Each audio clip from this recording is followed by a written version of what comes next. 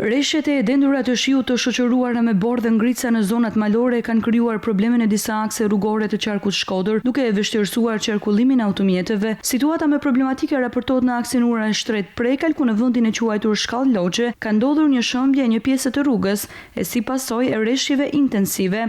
Për arsye sigurie, qarkullimi është ndërprer, ndërsa nga shërbimet publike në Bashkinë Shkodër është vendosur sinjalistika paralajmëruese.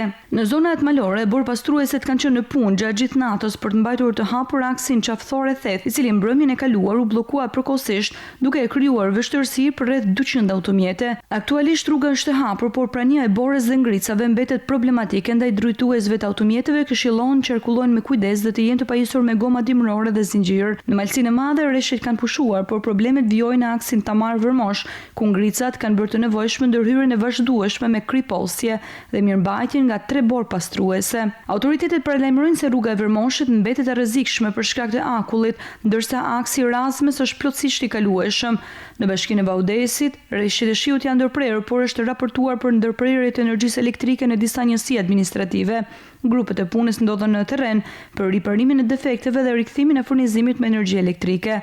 Situata paraqitet më e vështirë në Fusharës, ku vijojnë rreshtet e shiut me intensitet e lartë, janë shënuar rënjë gurësh dhe dherash në disa rrugë rurale, por sipas autoriteteve të gjitha akset mbetën të kalueshme. Në territorin e Bashkisë Puk, rreshtet e shiut dhe era e fortë vijojnë, por deri në këtë moment nuk raporton situata problematike. Autoritetet sigurojnë se nuk ka probleme në kanalet kulluese, argjinaturat apo në dikën e rezervuarit të Shkodrës. Nivelet e lumenjve të Bunës, Drinit, Kirit, Gjadër, si dhe të rezervuarit Shkodrës mbetën nën kuotat e rrezikut për përmbytje, ndërsa hidrovoret e Velipojës, Vilunit dhe Qasit janë në funksion të plotë dhe në gatishmëri.